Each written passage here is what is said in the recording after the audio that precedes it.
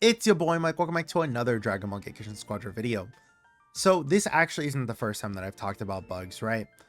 Back in May, I talked about a lot of different errors and bugs that were plaguing the game, from Frieza's rocks not being able to be broken by literally half the game, Super Saiyan Goku's Kamehameha, the Burst Sword, Deborah's Evil Flame, and so on and so forth, right? And it was just talking about how they don't fix a lot of them fast enough, and to also just like, I guess, put it into perspective, Frieza's bugs have been like since release, and even though they haven't said that they fixed it, apparently Frieza's rocks only just got fixed like this most recent patch from what I've heard. So it's taken all of this time since Frieza has come out in order for them to have fixed the character, right? Like, it's an entire season later. Goku, Bulma, and now Beerus have all dropped since Frieza, and they only just fixed Frieza, which is crazy. But it also got me thinking, like, they just continuously do this. Like, it's actually just gotten so much worse, right? Like, sure, there were a couple bugs beforehand, and I feel like a lot of them were just like very niche scenarios. Like Kid Buu, for example, when he got his bug where his leg hook, if it specifically killed someone when it grabbed the person, I believe it was either the grab or like the pull would make it where it soft locked the person, right? Like, again, I say that's niche, but like it didn't do a lot of damage, and especially after the nerf, it didn't really do a lot of damage. So that's why I was saying it's like kind of niche. God Vegito, you can't really ult directly on top of the dragon shell, or else it'll teleport you back. I don't remember if there was anything for God Goku or like Kefla or anything beforehand, right? But like, since Kid Buu, it's just been so much worse. Kid Goku, for example, came out and his skill 3, the rock paper scissors, would just not allow you to re-enter the command sometimes, which wouldn't be so bad if it didn't make it where not only could you not use his skill 3 and you had to wait for the cooldown to end, you also have to wait for the re-enter cooldown to end. So it was just like extra time on top of extra time, which really fucking sucked. Then we already talked about Frieza. Bulma came out and it's just like it was the hover car. Like, if you used the hover car and then you used skill 2 with like your dash, it just allowed you to zoom across the entire map for free, right? And again, I feel like they didn't talk about that being fixed, but thankfully this was another thing that was fixed kind of fast, right? But then we have Beerus with the brand new character, right? And he's just completely like just utterly just I can't even speak. He is just riddled with bugs so much. His skill 3 specifically says an unavoidable skill, and it's just fucking lies. It's actually just lies. His ult says the exact same thing with unavoidable spheres of destruction, and they keep using this line, and it's just not true. Like, for example, I brought this up when we were talking about it with Monados, but this doesn't say that it's an unavoidable skill. It just says warp to an enemy's location and perform a combo attack, right? And then it staggers them and you warp back. It doesn't say it's unavoidable, because you can dash out of it. So if this one doesn't say that it's unavoidable and that you can dash out of it, why is this one saying it's unavoidable? You can use your dash and just get out for free. And then it's not even just that either, right? So Annie made a new video. I don't know if you guys have seen it. I also recommend you guys watching Annie if you do like Gekishin Squadra content. They do really, really nice like reviews of characters, I would say. And they're just all around just like something that's just really enjoyable to watch. But over here, they actually were playing Beerus and had like a little bug counter at the top left. And they kind of just like were talking about like what happened with each bug, right? So for here, the skill 3 procs, you could see that the mark of destruction was applied, but I don't have the audio turned on, but it didn't allow it. It didn't proc the skill 3, because the skill 3 is supposed to have like an explosion damage when you pair it with another skill. It didn't apply it. And you could also tell here, because the skill 2 didn't get the cooldown reduced. It didn't allow you to just reuse it. How many bugs do you think in this entire 15-minute video with 5 games that Annie was able to look at like all of these bugs? The answer is, that's right here, 14. And the funny thing is that I kind of like watched, I believe it was like half of the video, but Annie didn't even talk about every single time that the skill 3 just didn't proc as well, because half of them were bugs and then half of them were just people dashing out of it. And it's hard to tell like, oh, is this a bug or is this actually something that's supposed to be intended?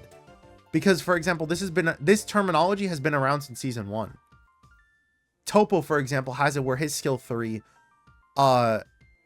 is like specifying that it's an unavoidable energy blast, but we all know that you can just use your vanish and get out of it. So why does this term exist then? Why did they specify that's an unavoidable skill and that it's not? The thing, unlike Topo though, is that this isn't his whole kit in a sense, right? This is Beerus's whole kit. It sort of relies on skill 3. At least half of his kit relies on this specific ability, because not only does the damage increase because you do like an explosion, but also it allows you to reuse either your skill 2 or your skill 3 again with 0 cooldown. Again, it's the whole like reason that his passive is the way that it is because you're supposed to be spamming skills with this character. Well, if you can't spam the skills with the character, then what's the point of you playing him? And that's not even to go over like his ultimate. I don't even know if you want to count it as being bugged, but his ultimate being like as finicky as it is, it's just stupid because it makes it where it can lock onto minions and lock onto things like Kid Boo's drops, for example, and it will target that, and you just get screwed over in that like area.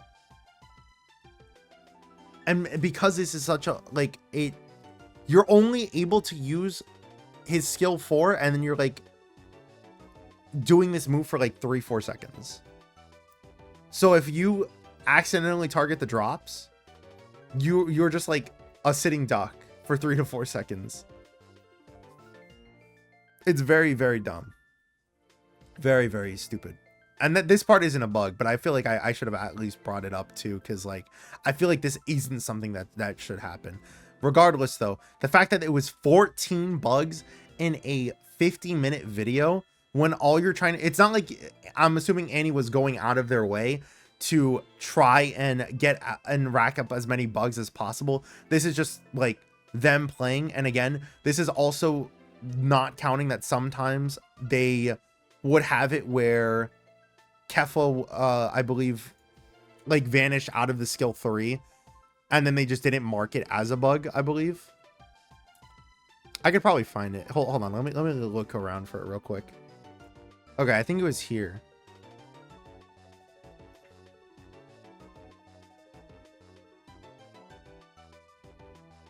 Yeah.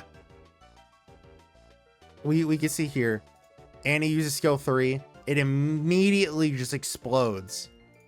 And Annie doesn't count it as a bug. But like later on, there were instances like this where Annie did count it as a bug. So it's just like, if you want to count it as a bug, and I think that you could, because it specifies in the actual kit of the character that it's an unavoidable skill, then I think that you can say that it's a bug. Or then you just need to change the terminology, because this is fucking stupid. It's it either should be unavoidable or it shouldn't. But it shouldn't classify in the description that it's unavoidable and then just kind of lie to you. You know? Like, we need something like this, which was in the most recent patch notes. We need something like this for like Topo and Beerus. Because again, both of their skill 3s specifically say that it's an unavoidable skill. And Baby, for example, had his passive revised in order to say, updated the skill description to include that certain actions cannot be performed while possessing an enemy. Only the text has been revised and no changes has been made to this ability. It's just really dumb though, like just in general.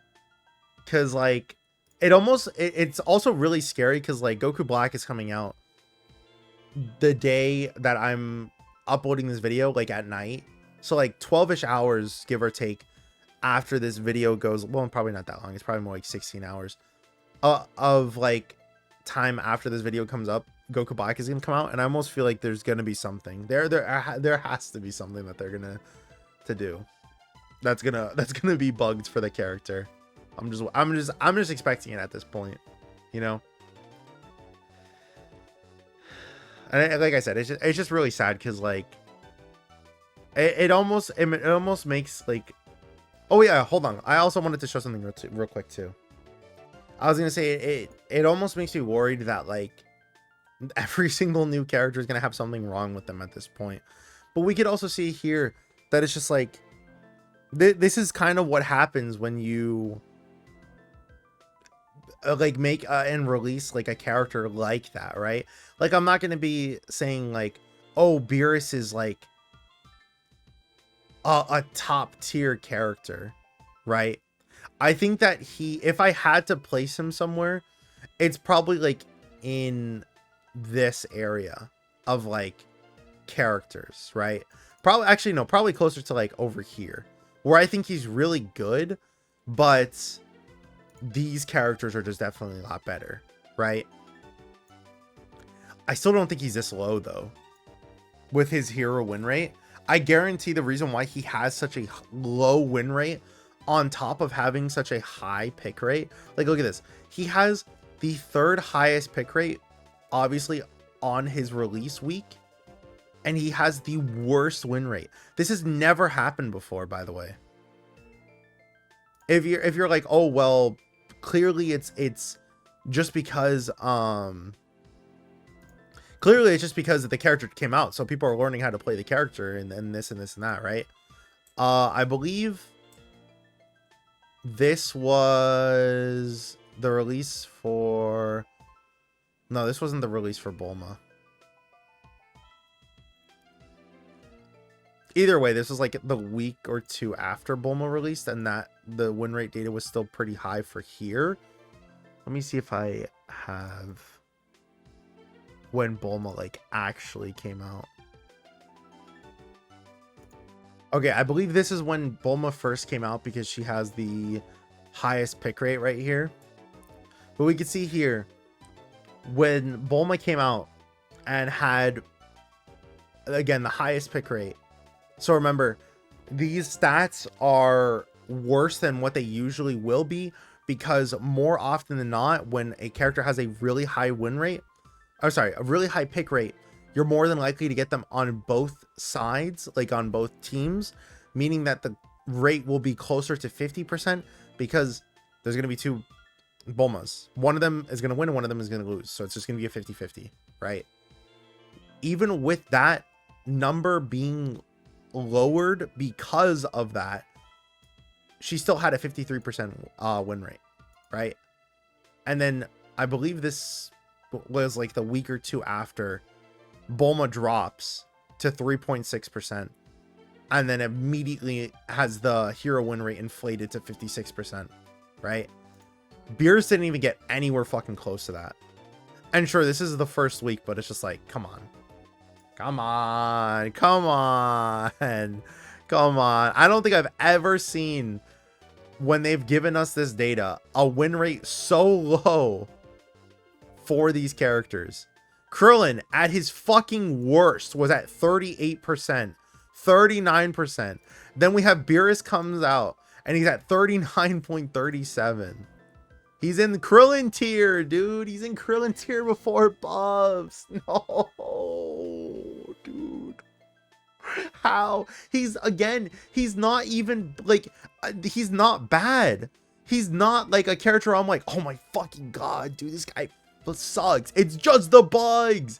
And I could go over and talk about like game breaking bugs. I haven't experienced them as much recently, but I know people in my comment section, for example, have talked about like they've been kicked out of a game every single game, and then they get AFK penalties, or that their game crashes after getting into the loading, right? After they select a character, and that they just can't play the game, right?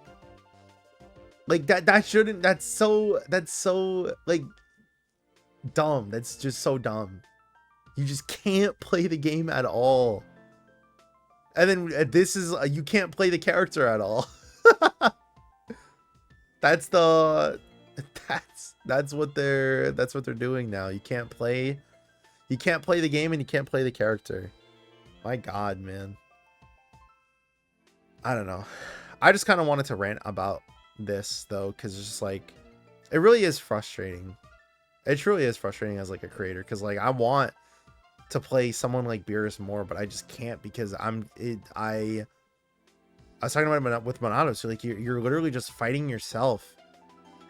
It almost turns into like a 5v3. You have to fight Beerus while also fighting the enemy, because you're having to make sure, you're having to see if your kit can work. And when it does, this character, like I said, is pretty decent. I feel like if anything, he's gonna be on the like I think that he's better than, he's just a better 18 because of how fast he can do the damage, right? So if you're asking me where I would think his win rate would be if they fixed him, I think it would be like around this area, right? Like I think he's definitely better than someone like Deborah for how fast he can do damage compared to some of these other characters, right? But it's just so much dumb stuff, man. It truly is. Take out unavoidable energy, take out the bugs. Please fix these bugs, Gekishin Squadra. We're getting so close to the anniversary, and it's another reason why I'm really scared. Because it's just like I really hope that, like, we've been saying this for a while, right? Where it's like, oh, I really hope that they fix the game during half-year anniversary, and then half-year anniversary drops, and then it's just like we get into like one of the worst metas of all time. And then now we're going closer and closer to the anniversary, and we're like, oh well, I hope the anniversary is where the game sticks its landing. It's like we can only keep saying that for so long, man. But I don't know. Then again, they did say during the they did say specifically during the Squadra talk thingy. Where do they talk about it? Oh, it's a thing in oh no, here it is, the developer letter. They said inside of the developer letter that they push the Star Collection system update later on, but it's also because they're not just doing the Star Collection, but they're also doing customization options, updating seasonal mechanics like Battle Pass, improving visuals.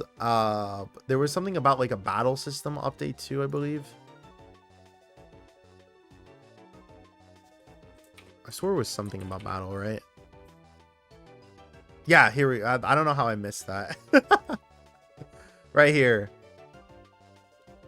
Adjusting the battle system. Like, I think that this is definitely where Gekishin Squadra could probably fix a lot of these things, and maybe that's the reason why they're kind of like split so much and why there's been so many bugs as of recently, is because they're trying to kind of like split up the team, and like half the team is working on the Star Collection, the customization options, the battle system, the seasonal mechanics like Battle Pass.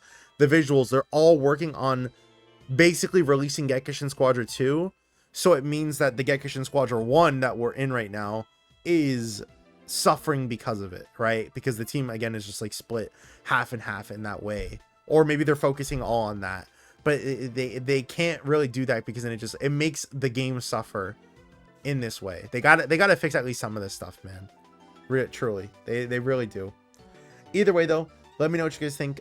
Thank you guys for watching. Hope you guys have a great week. See you guys in the next one. Peace.